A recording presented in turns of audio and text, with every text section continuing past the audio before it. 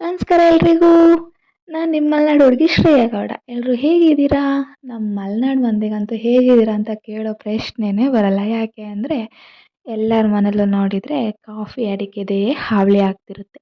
ನಮ್ಮ ಮನೇಲೂ ಕೂಡ ಅಷ್ಟೇ. 1ನೇ ಕೊಯ್ಲು ಮುಗಿಸಿ ನಾವು 2ನೇ ಕೊಯ್ಲಿಗೆ ಅಡಿಕೆ ಕೊನೆ ತೆಗಿತಾ ಇದ್ದೀವಿ. ದಿನೇಶ್ ಅಣ್ಣ ಬೆಳಿಗ್ಗೆನೇ ಬಂದು ಬೇಗ ಬೇಗ ತೆಗೆಯೋಣ ಅಂತ ಹೇಳಿದ್ ನೋಡಿ ನಾನು ಅಂದ್ಕೊಂಡಿದ್ದೆ, ಇವತ್ತು ಫುಲ್ ಮುಗಿದ್ಬಿಡುತ್ತೆ ಅಂತ. ಆದರೆ ಲಾಸ್ಟಿಗೆ ನೋಡ್ತಾ ಹೋದರೆ 2 ದಿನ ಆದರೂ ನಮ್ಮ ಮನೆ ಕೊನೆ ಇನ್ನೂ ತೆಗೆದು ಮುಗ್ದಿಲ್ಲ.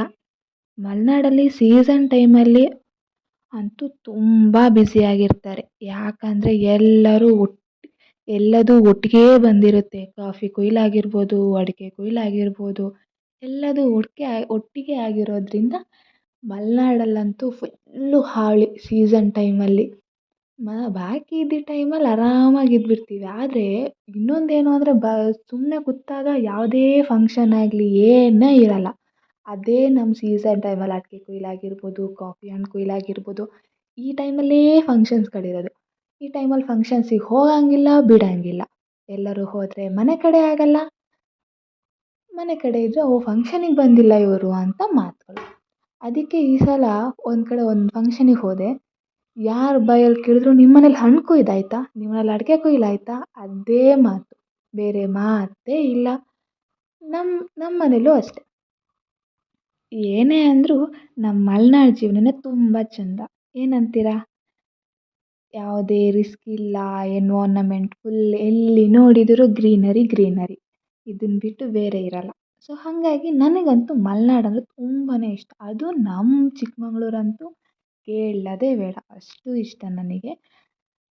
ಇಲ್ಲಿ ನೋಡಿ ಎಲ್ಲ ಕೊನೆ ತೆಗೆದು ಸುಸ್ತಾಗಿ ಬಿಟ್ಟಿದ್ದಾರೆ ಈ ಅಣ್ಣ ಅಂತೂ ಬೇಗ ಬೇಗ ಕೊನೆ ಹೊತ್ತು ಒಂದು ಸಲ ಮನೆಗೆ ಹೋದರೆ ಸಾಕಪ್ಪ ಅಂತ ಅಂದ್ಕೊಂಡು ಬರೋ ಕೊನೆನೆಲ್ಲ ಹೊತ್ಕೊಂಡು ಹೋಗ್ತಾ ಇದ್ದಾರೆ.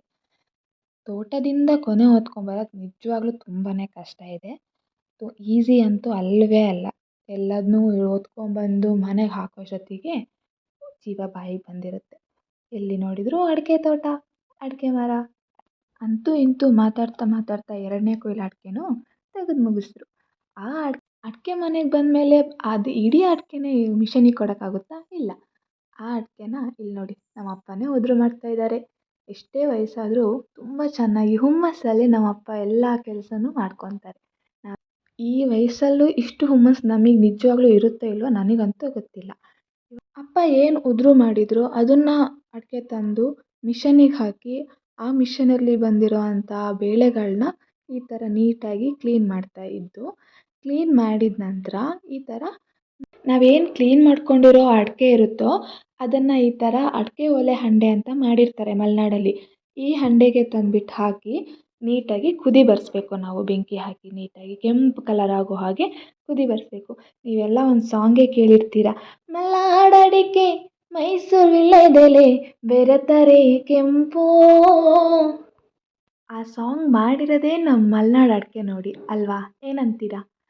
ಈ ಥರ ನಾವು ಬೇಯಿಸಿರೋ ಅಡಿಕೆನ ಒಂದು ಬುಟ್ಟಿಗೆ ಟ್ರಾನ್ಸ್ಫರ್ ಮಾಡಿಕೊಂಡು ಒಂದು ಡ್ರೈಯರಿಗೆ ಹಾಕಿ ನಾವು ಈ ಅಡಿಕೆನೆಲ್ಲ ಡ್ರೈ ಮಾಡ್ಕೊಳ್ತೀವಿ. ಇದಿಷ್ಟು ನಮ್ಮನೆ ಅಡಿಕೆ ಕೊಯ್ಲಿನ ಕತೆ. ಇಷ್ಟವಾದರೆ ಲೈಕ್ ಮಾಡಿ, ಶೇರ್ ಮಾಡಿ, ಕಮೆಂಟ್ ಮಾಡಿ. ಹಾಗೆ ಇನ್ನಷ್ಟು ಮಲೆನಾಡು ವೀಡಿಯೋಸಿಗೋಸ್ಕರ ಮಲೆನಾಡು ಹುಡುಗಿ ಯೂಟ್ಯೂಬ್ ಚಾನಲ್ನ ಸಬ್ಸ್ಕ್ರೈಬ್ ಮಾಡಿ. Thank you for watching.